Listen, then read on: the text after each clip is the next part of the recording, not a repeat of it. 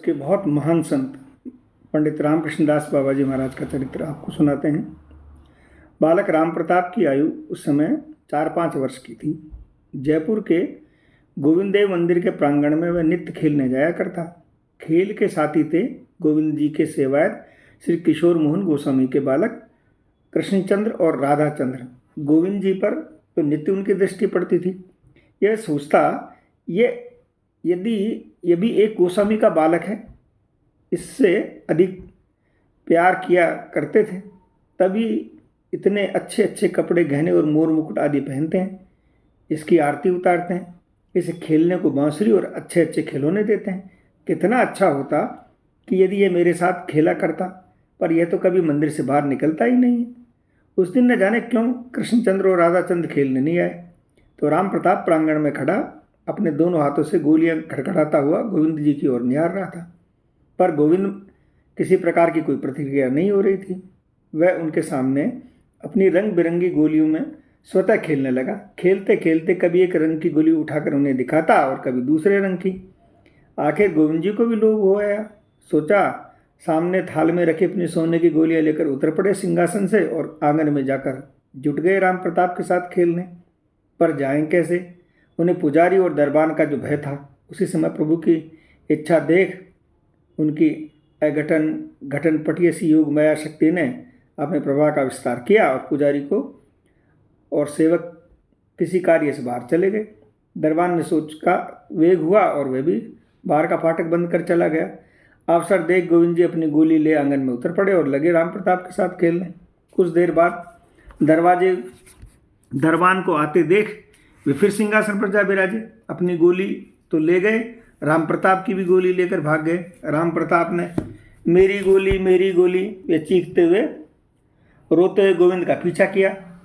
द्वारिका पीछे से भागता आया और उसके भीतर जाने से रोक दिया। उसी समय गोस्वामी जी आए श्रृंगार आरती करने।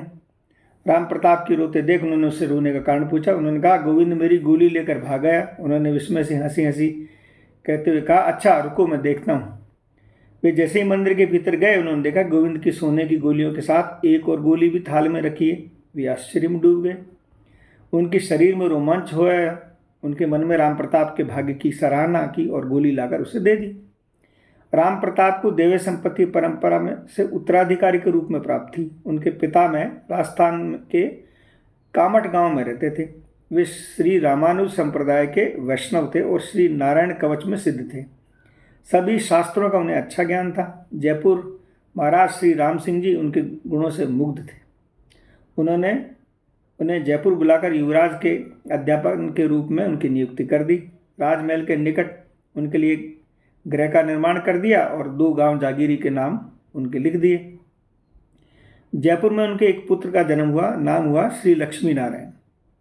लक्ष्मी नारायण को थोड़े समय में सर्वशास्त्र उत्पन्न और सर्वगुण संपन्न देख पिता आनंद की अवधि न रही, पर वे अधिक दिन इसका आनंद उपभोग न कर सके। लक्ष्मी नारायण को अल्प अवस्था में ही असहाय छोड़कर नित्यधाम को चले गए। पिता के अंतर्धान के पश्चात लक्ष्मी नारायण को तीव्र वैराग हुआ और वे घर छोड़कर वन में चले गए। श्री राम जानकी के दर्शन की लालसा से राम मंत्र का जाप और ध्यान करने लगे। कहते हैं एक दिन अश्वरोही रामचंद्र ने भ्राताओं के साथ उन्हें दर्शन दिए और विवाह करने का आदेश दिया और अंतर्ध्यान हो गए। इष्ट देव की आज्ञा सिरोधार्य कर लक्ष्मी नारायण घर लौट आए और महाराज राम सिंह प्रसन्न होने उनके लिए योग्य कन्या की खोज करने लगे। उस समय वल्लभ कुल की एक दोहित्री संतान को रामचंद्र का स्वप्नादेश हुआ और तुम अपनी कन्या कमला का विवाह लक्ष्मी नारायण जोशी से कर दो। कमला देवी का लक्ष्मी नारायण जी से विवाह हो गया। सम्मत 1914 भाद्र पक्ष मास में कमला देवी ने एक पुत्र प्रसव किया। पुत्र का नाम हुआ श्री राम प्रताप। कदापि प्रतापी राम प्रताप का जन्म कराना ही था। श्री रामचंद्र को लक्ष्मी नारायण के विवाह की योजना का मुख्य उद्देश्य रामचंद्र के बनिविष्ट की पूर्ति के पश्चात एक दिन लक्ष्मी नारायण नित्य कृत्य के समय ध्यान करते करते समाधिस्थ हो गए और उनकी समाधि चिरस्थायी समाधि हो गई। राम प्रताप की अवस्था उस समय 3 वर्ष की थी। 2 वर्ष बाद ही उनके गोविंद जी से मैत्री हो गई और फूट पड़ा उनके साथ प्रेम कूद का आनंद उत्सव। गोविंद जी की स्फूर्ति में वह कभी कभी उन्मादग्रस्त बालक की तरह घंटों के लिए बैठे रहते। यह देख उनकी माँ और ताई को चिंता होने लगी। ताई एक दिन एक निकट के हनुमान मंदिर में धरना देकर पड़े रहे। आदेश हुआ, चिंता न करो, बालक पागल नहीं है, वह भगवान का नित्य परिकर है। एक दिन राम प्रताप पतंग उड़ा रहा था, किसी ने पतंग काट दी, वह भूमि पर लोटपोट हो रोने लगा। उसी समय गोविंद भागे आए, उसे बहुत सी डोरी और पतंग देकर चले गए। राम प्रताप प्रसन्न होकर गया। माँ ने इतनी सारी डोरी और पतंग देकर कहा, ये कहाँ से लाए? गोविंदा ने दिए, उसने हंसते उत्तर दिया। माँ को शंका हुई, वह गोविंदा जी से जगमोहन से भेंट के पैसे चुराकर डोर पतंग लाया है। उसकी ताड़ना भर्त्सना की और मंदिर में जाकर खेलने की मनाही कर दी। कुछ बड़े होने पर राम प्रताप को खेलकूद में आवेश जाता रहा और विद्याधन में प्रवेश हो गया। अतिशय मेधावी होने के कारण उन्हें 10-12 वर्ष की अवस्था में पाणिनि के सूत्र, सारस्वत व्याकरण और अमरकोट कंटक, उर्दू, गौर, बंगला भाषा भी सीख ली। 11 वर्ष की अवस्था में उपनयन संस्कार के पश्चात सावित्री दाता छोटेलाल राजपुरोहित ने उन्हें सावित्री पुनश्चर करने का आदेश दिया। यथारीति पुनश्चर करने के पश्चात सावित्री के दर्शन हुए। सावित्री उन्हें वृंदावन जाने का आदेश देकर अंतर्धान हो गई। तभी से वे घर छोड़कर वृंदावन जाने का प्रयत्न करते रहे, परंतु माँ और राज्य सरकार द्वारा बाधित होने के कारण उनके प्रयत्न विफल होते रहे। 13 वर्ष की अवस्था में किसी प्रकार वे वृंदावन जाने में सफल हुए। वहाँ श्री गोविंद देव जी के मंदिर के निकट गोविंद के गोस्वामी के आश्रम में रहने लगे। अध्ययन में उनका आवेश अब भी जारी रहा। उन्होंने रंग जी के मंदिर में श्री सुदर्शन शास्त्री के न्याय, करौली कुंज में श्री नरसिंहदास जी, श्रीमद् भागवत, गोपीनाथ गोस्वामी से हरिभक्त विलास और श्री नीलमणि गोस्वामी से षट्संदर्भाति भक्ति ग्रंथों का अध्ययन किया। षट दर्शन का अध्ययन करते समय वे नित्य गोपेश्वर महादेव के 50 अध्याय श्रीमद् भागवत के सुनाते।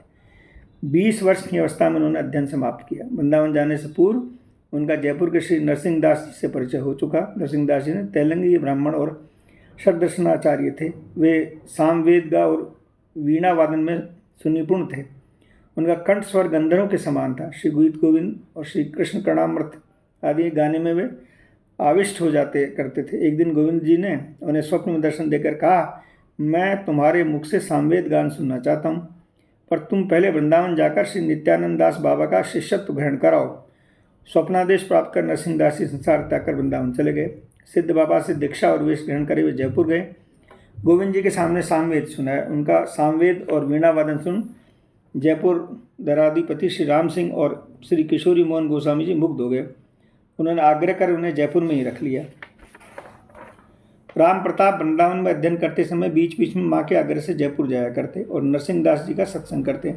उनके सत्संग से नित्य नंददास बाबा जी के प्रति उनकी विशेष श्रद्धा हो गई। अध्ययन समाप्त होने पर उन्होंने उनसे दीक्षा और वेश ग्रहण कर लिया और वेश का नाम हुआ श्री रामकृष्ण दास। पर उनके असाधारण पांडित्य के कारण लोग उन्हें पंडित बाबा कहकर पुकारते थे।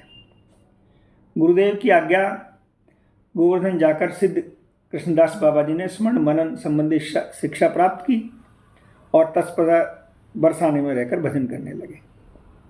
बरसाना में प्रसिद्ध कीर्तनिया श्री गौरचरण दास बाबा जी रहते थे। उनमें वे बड़ी ताल का पियागड़ा कीर्तन सीखने लगा। कीर्तन सीखने में उनका आवेश बढ़ता गया और भजन में आवेश कम होता गया। गुरुदेव को जब इसका पता चला तो उन्होंने कीर्तन बंद कर भजन में लग जाने का आदेश दिया, पर बहुत चेष्टा करने पर भी उनका भजन में मन न लगा। तब उन्होंने गुरुदेव की आज्ञा से उद्धव क्यारी में रत्न सिंहासन के सामने बाईं ओर के कदम के नीचे एक आसन पर 17 दिन तक बैठे रहकर अष्टाक्षर मंत्र का पुनश्चरण किया। पहले 3 दिन उन्होंने दूध के अतिरिक्त और कुछ भी ग्रहण नहीं किया।